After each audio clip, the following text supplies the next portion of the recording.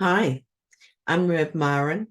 I'm a minister through Pathways of Light, and I've been a Course in Miracles student for 40 years.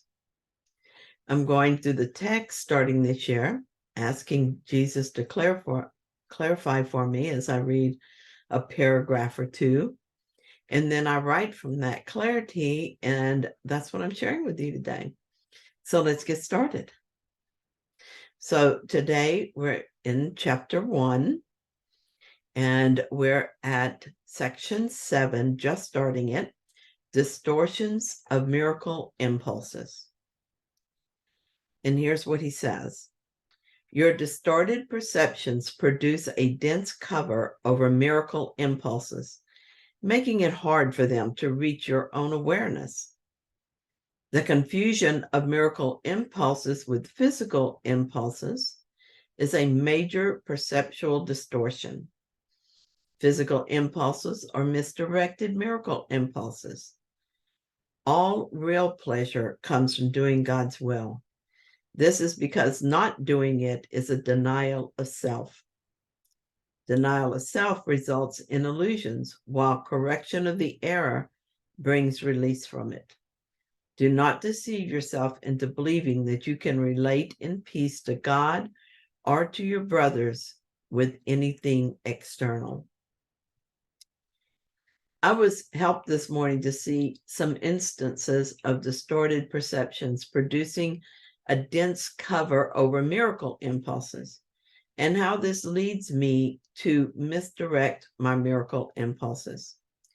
The following are some examples that came to me.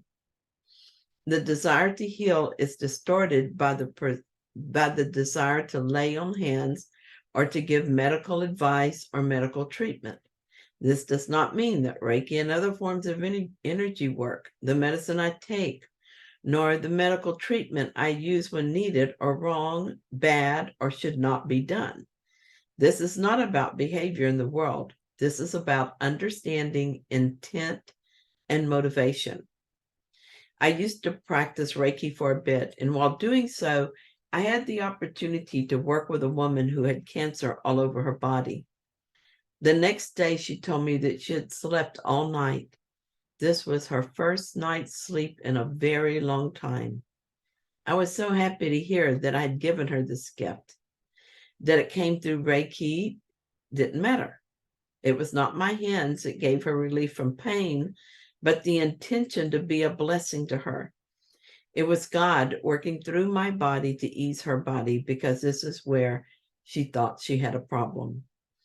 The misperception is that my body did anything to her body. Both of our bodies are illusions, and neither body does anything. My body does not heal another body, and her body was not sick. The mind was sick, and that sickness was projected as a sick body. My hands hold no magical power to heal, but in my mind was a love that offered healing to the extent we were both willing to accept it. And that healing was reflected as a body relieved of pain, if only temporarily. The desire to join with a brother or sister is distorted as trying to connect physically, trying to emulate or become like another. To express love through affectionate behavior, gifting, praising, or pleasing. Again, there's nothing wrong with any of these behaviors. I'm certainly not going to stop hugging my friends because it's a distorted miracle impulse. That would not represent healing of the mind. Instead, I realize that any physical expression of love is a pale reflection of real love. I ask the Holy Spirit to guide me in helpful ways to use my body to express love while I am still identified with the body. I notice when I've used a body in an attempt to gain something, I feel I am missing. And I ask the Holy Spirit to heal my mind when this happens. The desire to be a teacher of God can be distorted as the attempt to direct another spiritual progress. I am a teacher of God. When I act as a messenger and allow Spirit to teach through me, I am a true teacher of God. When I forget that a messenger does not write the message, but simply delivers it, and I think I know what the other person needs to hear or how they need to understand it, I'm no longer a teacher of God. That impulse to be a clear channel has become distorted, and the body is no longer an instrument to be used to perform miracles.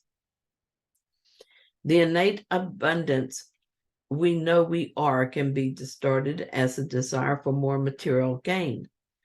It is my divine nature to be complete, to lack nothing. In separation, this is not my experience, but there is a knowing that it should be. Abundance tries to express through me. This impulse to express abundance can be distorted because as I see myself as separate, I will inevitably feel lack.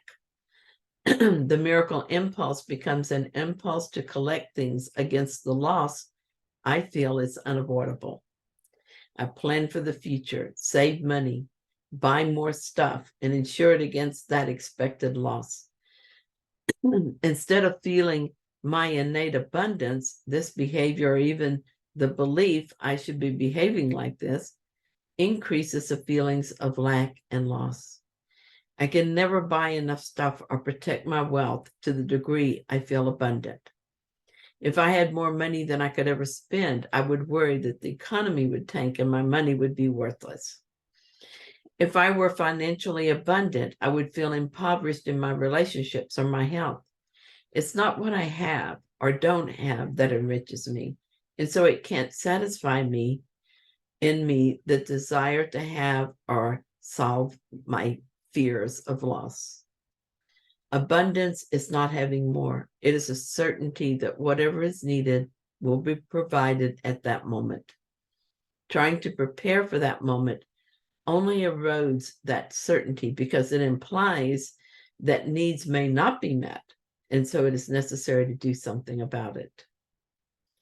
Another way I've tried in the past to feel the sense of emptiness that separation endures is with food or shopping.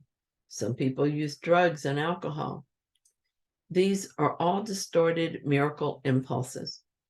There is a knowing in us that we should be abundantly happy and lack nothing. We know deep down that we should have peace of mind and joy. We know that there is something wrong with the feeling of being alone, even when we're with others. And we know that this is not right. When I feel this discontent, I can become temporarily confused and think there is something out there I need to soothe myself, to fill up the empty place in my heart that longs for satisfaction. Maybe I will try to find a good book to read or a friend to visit. Maybe I will have a drink or eat some cake. Maybe I will go shopping even though I don't need anything. Gambling, sex, TV, the list is endless, but ultimately unsatisfying.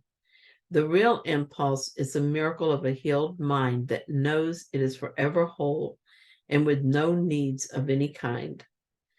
The attempt to fill the emptiness with things is a distortion of that impulse. I used to believe in those magical solutions, but now that I don't, I only need to be vigilant for the ego's desire to use them. When I feel a sense of lack of any kind, I ask Spirit what he wants me to know about this. I ask for his guidance and clarity. If the impulse for a miracle becomes distorted through misperception, I just return to the miracle as soon as I come to my senses. There's nothing external to me that can bring me the peace that is my inheritance. Thank you so much for joining me in this reading. If you found it helpful, then please like it. And if you haven't yet, please subscribe. And I thank you for being here. I'll be back tomorrow with another reading. See you then.